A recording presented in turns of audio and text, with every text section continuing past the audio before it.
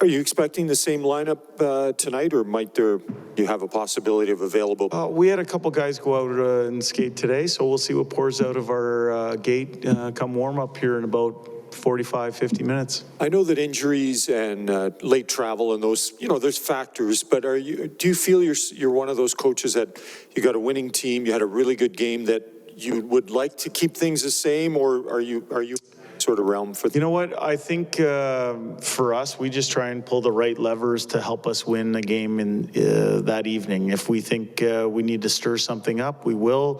If people are returning from injury, we're not afraid or hesitant to put them back in the lineup if we think that's going to help us win that night. So, for us, it's a day-by-day basis, and we're just trying to pull the right levers. Is it fair to say that yesterday's game and the style of play that you guys had last night is kind of like the blueprint coming into a game tonight? I think getting off to a good start is certainly something we aspire to do every night. I think the one thing that we've been quite clear with our players about is that that game happened last night. And we're about taking care of the business that's immediately in front of us. And we know that we have a good Winnipeg Jets team coming in, a team that is resurgent this year, has gotten off to a really good test, a very structured, well-coached team. And we're going to have everything that we can handle. But we feel good about the lineup that we will ice. How much of a benefit was it to be entire forward group under 20 minutes and really spread out those minutes with the back-to-back tonight? Yeah, I mean, I think everybody gave us what they had last night in order to help us win. I think different games play out in different ways. So it's nice to have, this, a plan.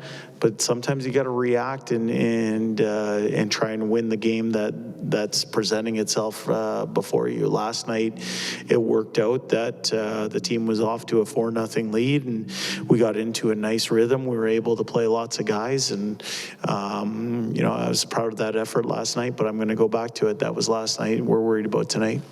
The ice time is one thing, Jay. I was just wondering, though, finishing off the game the way in which you did, where you maintained control. A couple of games earlier this year, maybe it didn't finish the way you wanted. Is there any carryover into the next night, having finished on a good note? I hope so, but I'm not a huge believer in carryover from one game to the next, whether that's regular season or the playoffs. I think you have to reestablish your game immediately going into that next one. What I did like is I thought our talk on the bench with our players and the leadership displayed by our leadership group to ensure that the group has taken a step forward in closing out games of that nature. I was pleased with that, and it was a fun game to stand behind the fellas and coach. You've won 3 of 4 in the second of back-to-backs. In your experience, what's the key to having success on the second night, especially when maybe there's a late night the night before? Yeah, I think, we talked about this tonight. I think it's, I use that word in describing Winnipeg. I think they're a structured group. I think they do a lot of things well. I think we have to have an understanding that every possession counts, that we want to play a game of simplicity, and we have to rise to that structured test tonight. Yesterday, you were talking about Connor and saying, you start to run out of adjectives, superlatives. Yep. When you watch him, would you be able to tell if you didn't know he's on a 17-game point streak, whether it's 6 games, 2 games, whether he's like gone a game without a goal, or is he kind of just the same? It doesn't really matter, generally speaking, how effective he is and how successful he is on the ice. Yeah, I think, I think he's played some good games where he hasn't gotten a point and has helped the team win. I don't see somebody who is really trying to extend or prolong any type of streak. I see someone who's just trying to be the best that he can and give what he can to the collective effort. I've said this about him, but It's that the points that he's interested in are the two that are on the table tonight. That's it. He knows part of his job is to produce offense for us. So, he plays towards strengths, but what drives him is the 2 points that are on the table, and he's willing to lay it on the line. That's what makes him so special. I'm not asking you who your starting goalie is tonight. Okay. More of a big picture question. Lately, for example, Tampa played Vasilevsky back-to-back nights. Sometimes I think we as media, maybe fans, think it's automatic. Whoever started the first one doesn't start the second one. Yeah.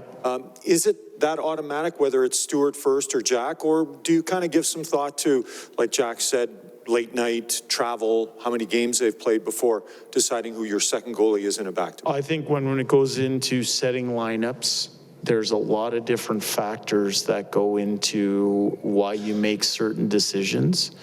Rest assured, those decisions aren't taken lightly.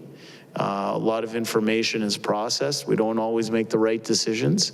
We're the first people to understand that, but we're trying to make the most informed decisions possible in order to give our team the best chance to win on that evening.